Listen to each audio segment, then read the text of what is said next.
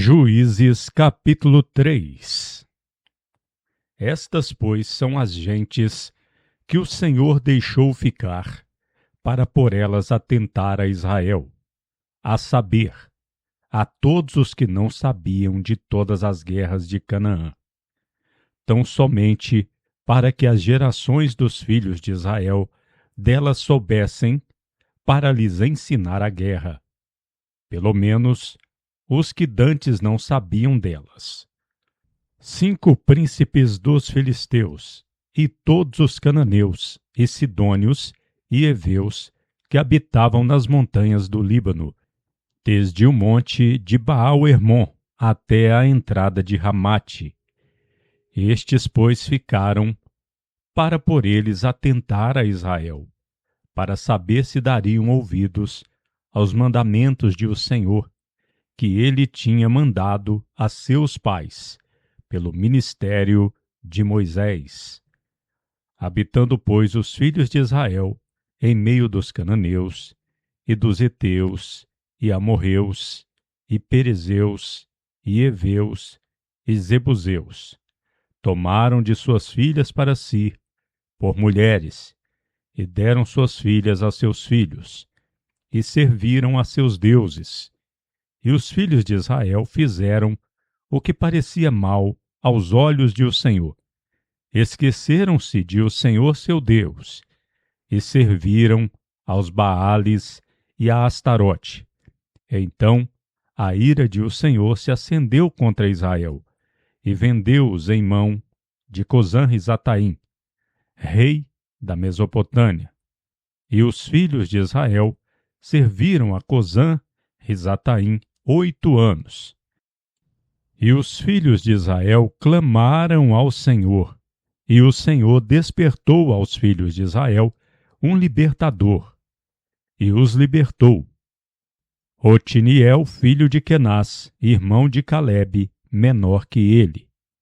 E o Espírito de o Senhor foi sobre ele, e julgou a Israel, e saiu a peleja. E o Senhor deu em sua mão a Cozã-Risataim, rei da Síria, e sua mão prevaleceu contra Cozã-Risataim. Então a terra sossegou 40 anos, e Otiniel, filho de Kenaz, faleceu. Porém, os filhos de Israel tornaram a fazer o que parecia mal em olhos de o Senhor.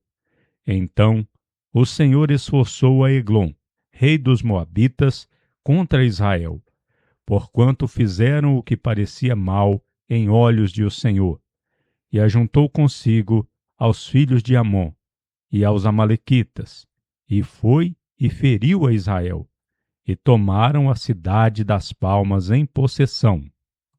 E os filhos de Israel serviram a Eglon, rei dos Moabitas, 18 anos.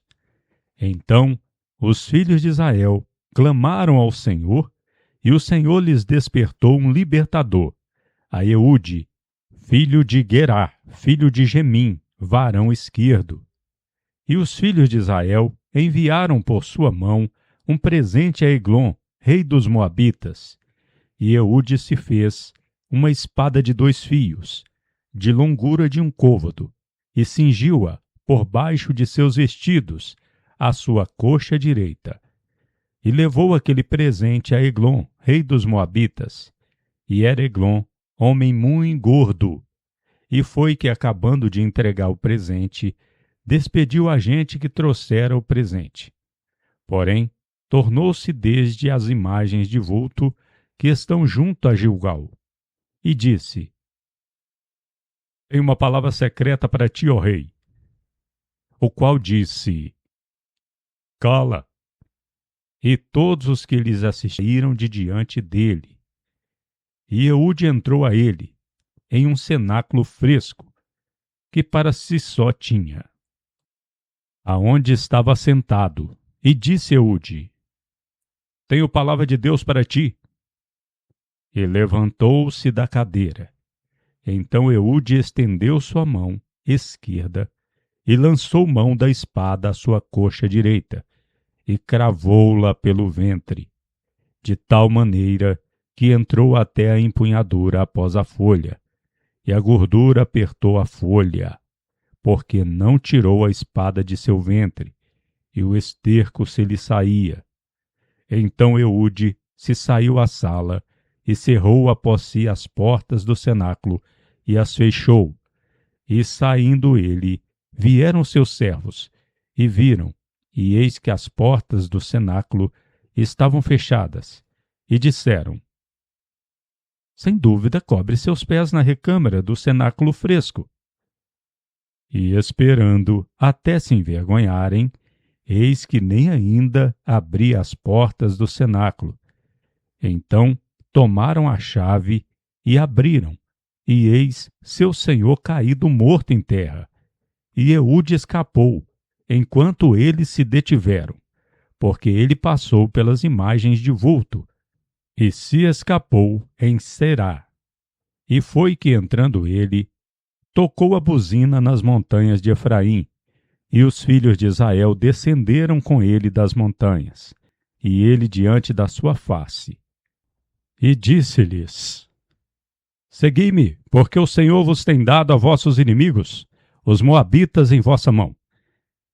E descenderam após ele, e tomaram os vales do Jordão a Moabe, e a ninguém deixaram passar.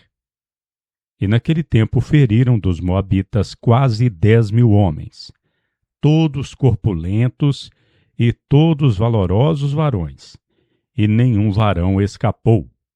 Assim Moabe naquele dia foi subjugado debaixo da mão de Israel, e a terra sossegou 80 anos. Depois dele foi Sangar, filho de Anate, que feriu a 600 homens dos filisteus, com uma agulhada de bois. E também ele libertou a Israel.